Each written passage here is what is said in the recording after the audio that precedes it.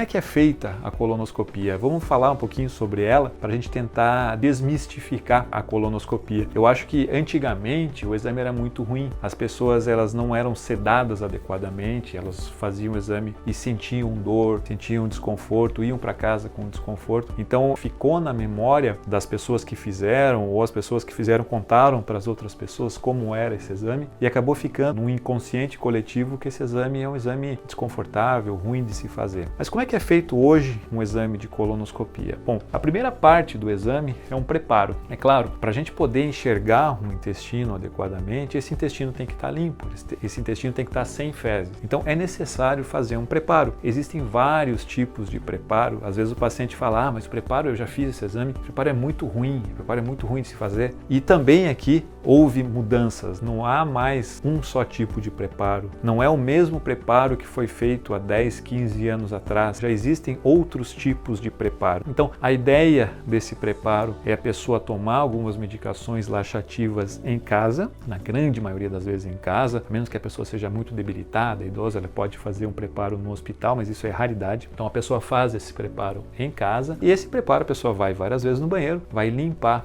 o intestino e aí sim ela vai para a clínica. Dá para ir para a clínica? Dá para ir para a clínica. O intestino não vai ficar funcionando diretamente. Quando ela vai para a clínica para fazer o exame, então esse exame é feito sob sedação, então o exame só se inicia quando o paciente já está dormindo, então ele não vai sentir nenhum desconforto do aparelho entrando, do aparelho mexendo ali dentro, né? Isso não existe. O aparelho é mais ou menos da grossura do dedo mínimo. Para a gente poder fazer um exame de qualidade, a gente precisa injetar ar para as paredes do intestino abrirem. Então, à medida que as paredes do intestino vão abrindo, a gente vai conseguir enxergar aquelas paredes e verificar qualquer tipo de alteração. Ele é visto todo o intestino grosso, que é onde tem os problemas câncer de intestino, e uma parte do intestino delgado. Então é assim que se faz a colonoscopia. Esse exame leva em média aí 10, 15 minutos, às vezes pode durar um pouquinho mais, um pouquinho menos, mas na média a gente vê aí uma duração de 10 a 15 minutos em que o paciente fica completamente sedado. Antigamente essa sedação ela era muito duradoura, isto é, o paciente ele ia para casa e ficava dormindo o dia inteiro,